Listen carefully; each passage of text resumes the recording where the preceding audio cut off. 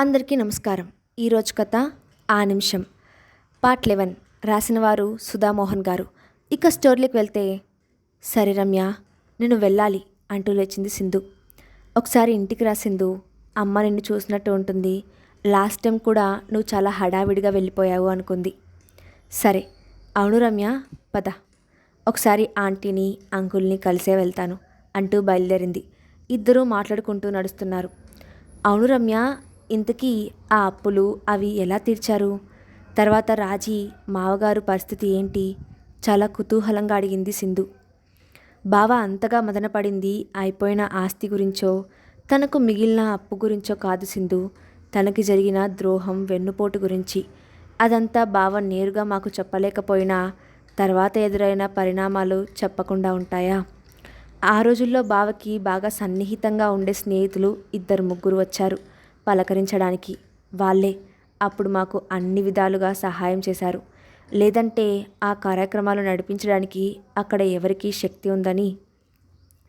బావని మోసం చేసి పెట్టించుకున్న సంతకాలు తాలూకు దస్తావేజులు, బావ పెట్టినట్టు తాకట్టులో పెట్టిన ఆస్తుల డాక్యుమెంట్లు అన్నిటినీ తిరిగి తిరిగి కనుక్కొని అసలు అదంతా మోసనమని, బావ ఆస్తిని తన అమాయకత్వం మంచితనంతో హరించేయడానికి చేసిన కుట్ర అని తెలుసుకొని చాలా వరకు అదంతా పరిష్కరించారు.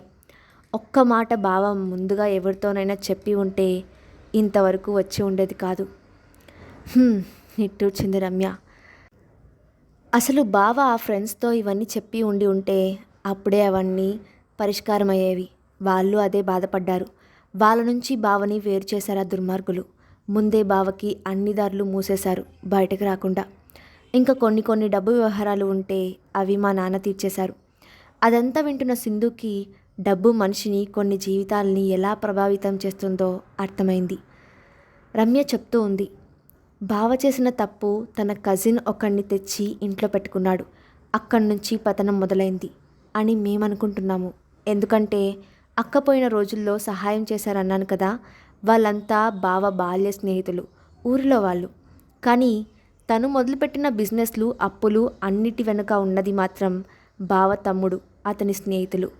అప్పుడు కూడా అక్క బావ పోయాక అక్క మావగారిని అతనికి ఏవో గొడవలు అయ్యాయని విన్నాము.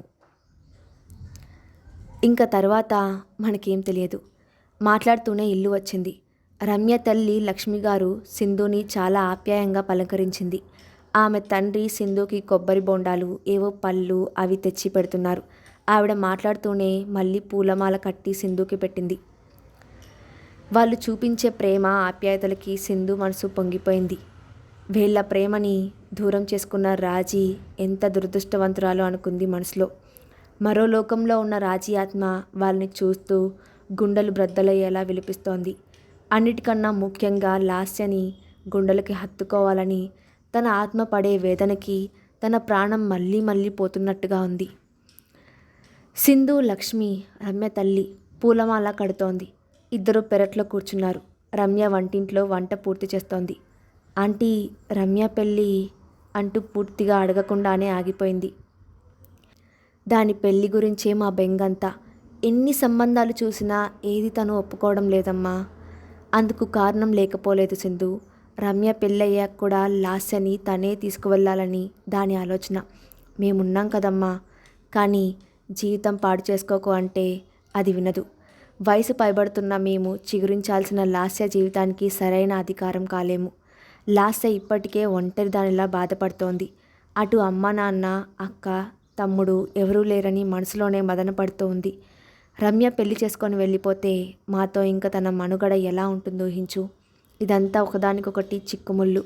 ఈ చిక్కుల్ని తప్పించడానికి ఒక ఆదర్శమూర్తి రమ్య చేయి ఆదుకోవడానికి ముందుకొచ్చాడు. ఆ మాట వినగానే సింధు కళ్ళు పెద్దవి చేసుకొని మరి వింటుంది. మరి ఇంకేమాంటీ, ఎంత మంచి విషయం అది. మరేమైంది? లాస్య కోసం అతను చేసుకోలేదా? లేదమ్మా, అతను లాస్యని కూడా ఒక తండ్రిలా సాకుతానన్నాడు. లాస్యకి అతను తెలుసు. దానికి పుస్తకాలు, బట్టలు అవి కొనిస్తుంటాడు కూడా అప్పుడప్పుడు. కానీ సమస్య అంతా అతని తల్లితోనే. అతని తల్లి చిట్టమ్మ. ఆవిడంటే ఊరిలో అంత హడల్. వెడ్డీ వ్యాపారం చేస్తుంది. మహా డబ్బు మనిషి. ఆమె ఖచ్చితంగా చెప్పింది, ఇది వచ్చే కోడలు బాగా ఆస్తి తెచ్చేది కావాలని. మనం ఆస్తి ఇవ్వకపోగా లాస్యని కూడా పంపిస్తే ఆవిడ ససేమిరా అంది. వాళ్ళిద్దరూ ఒకరినొకరు ఇష్టపడుతూ కూడా ఇలా వేరే వేరేగా బ్రతుకుతున్నారు. ఆ మహాతల్లి కొడుక్కి పెళ్ళైనా చేయకుండా ఉంటుంది, కానీ ఈ పెళ్ళికి మాత్రం ఒప్పుకోవటం లేదు. "హ్మ్, ఇదంతా ఎప్పుడు జరిగేది? నేనెప్పుడు ఒడ్డున పడేది? అంతా దేవుడి చేతుల్లోనే ఉంది" అంటూ నిట్టూర్చింది లక్ష్మి. "ఆంటీ, మీరేం బెంగపడకండి. నేను, మావగారు రమ్యని, విజయ్ని ఎలాగైనా ఒక్కటి చేస్తాం. చూస్తూ ఉండండి, అన్నీ అవే సర్దుకుంటాయి. రాజీ లేదనుకోకండి ఆంటీ, నేను మీ కూతుర్నే కదా" అంది నవ్వుతూ. ముఖం వెలిగిపోతూ ఆ మాటలకి కడుపు నిండిపోయింది ఆవిడికి. ఆమె ముఖాన్ని 2 చేతులతోనూ తడిమి ముద్దు పెట్టేసుకుంది ఆవిడ. రమ్య కాఫీ పెట్టి తీసుకువచ్చింది సింధుకి. "ఏంటి మీ ప్రేమ? నన్ను గుమ్మం పట్టకుండా పెట్టేస్తున్నారు."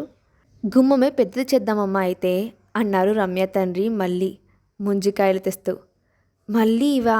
అమ్మో" అంటున్న సింధును చూసి అందరూ నవ్వుకున్నారు. ఆ రాత్రి నిద్ర పట్టక పెరట్లో తిరుగుతోంది సింధు.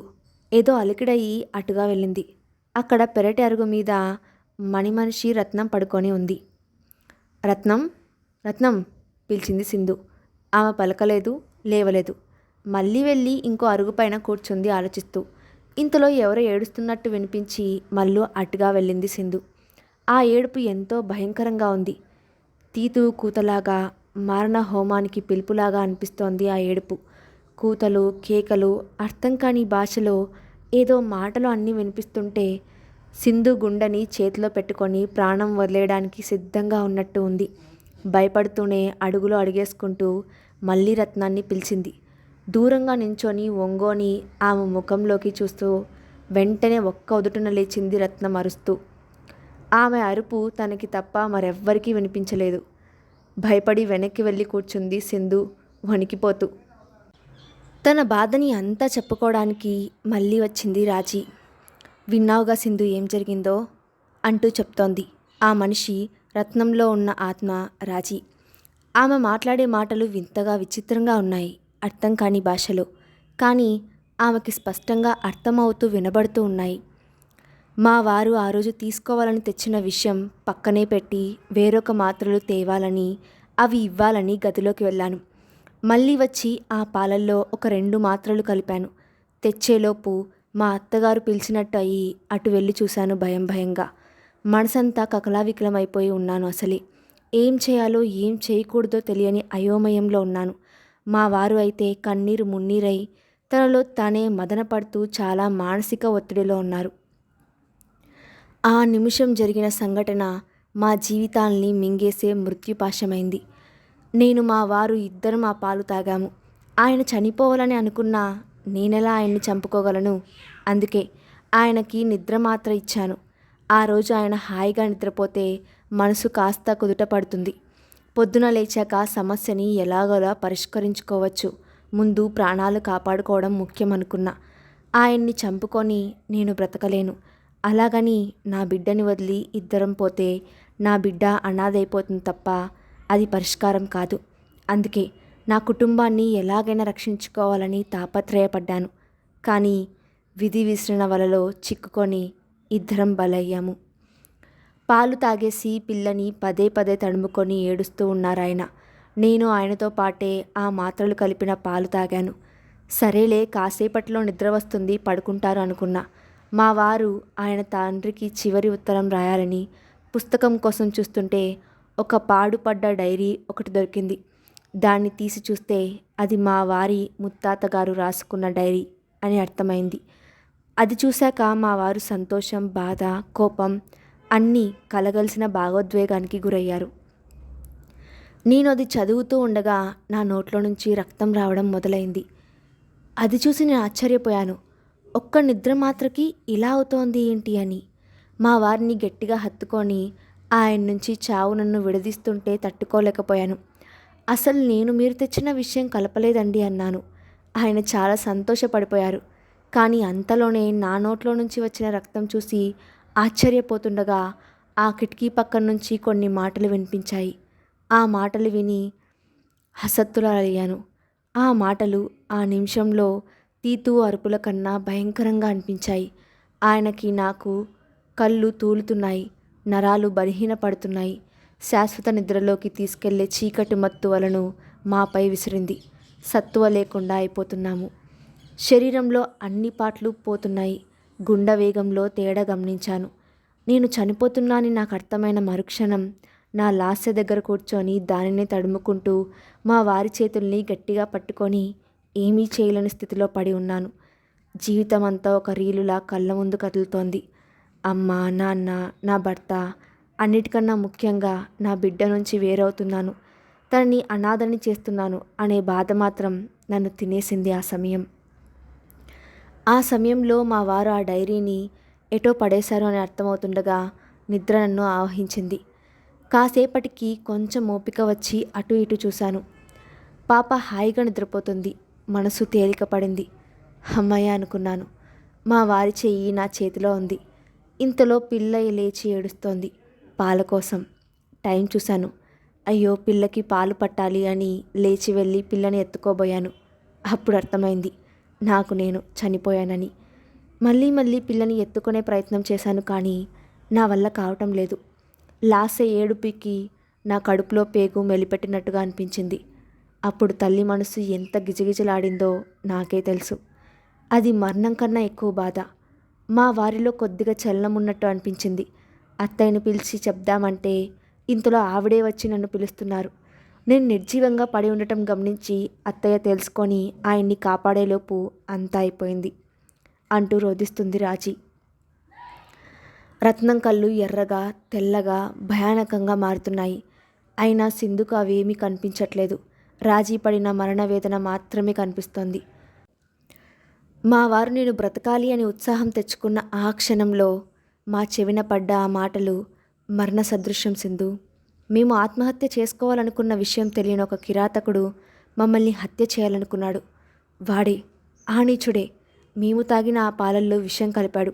ఎన్ని ఆశలు పెట్టుకొని ఎంతో ఆనందంగా జీవించాలనుకున్న మమ్మల్ని అతి దారుణంగా చంపేశాడు. వాడే, ఆ నీచుడే మా చావుకి కారణం. వాణ్ణి వదలను, వాణ్ణి ఎట్టి పరిస్థితుల్లోనూ వదలను. రత్నం చుట్టూ ఏవో తెల్లని పొగలు అటు ఇటు తిరుగుతున్నాయి వేగంగా. రత్నం ముఖం మరింత భయానకంగా మారుతోంది సెకండ్కి. నువ్వు అనుకున్నట్టు నేను ఆలోచించకుండా ఆవేశంగా నిర్ణయం తీసుకోలేదు సింధు. నేను ఒక ఆడదాన్ని, ఒక తల్లిని, ఒకరికి కూతుర్ని, ఒకరికి కోడల్ని, ఆయన భార్యనే కాదు, ఆయన ఎంతో ప్రేమించిన ప్రియురాల్ని. ఇన్ని బంధాలు అనుబంధాలతో పెనవేసుకున్న తీగను నేను అంత ఆవేశంగా అలాంటి నిర్ణయం ఎలా తీసుకున్నాననుకున్నావు? నా భర్తని బ్రతికించుకోవాలి, నా కూతుర్ని అనాథని చేయకూడదు అని నేను చాలా తాపత్రయపడ్డాను. కానీ మృత్యువు ఆ నీచుడి రూపంలో నా వెంట పడింది. ఆ నిమిషం అతి గోప్యంగా ఒక నీచుణ్ణి లోకానికి తెలియకుండా కప్పేసింది సింధు. ఆ నిమిషం కొన్ని జీవితాల్ని వెలుగు చూడకుండా చీకటిలో తోసేసింది. ఆ నిమిషం ఒక సత్యాన్ని బయటకు రాకుండా భూస్థాపితం చేసింది. ఆ నిమిషం ఒకరికి ప్రాణం సకటనం, మరొకరికి వినోదమైంది అంటూ పడిపోయింది రత్నం. అవన్నీ విన్న సింధు నిర్ఘాంతపోయింది. అంటే ఇది ఆత్మహత్య కాదా, హత్య? ఇంకా ఉంది. తర్వాత ఏం జరిగిందో నెక్స్ట్ పార్ట్లో చూద్దాం. అండ్ ఈ స్టోరీ అప్డేట్ ఎలా ఉందో మీ ఒపీనియన్ని కింద కామెంట్ బాక్స్లో షేర్ చేయండి. Thanks for watching.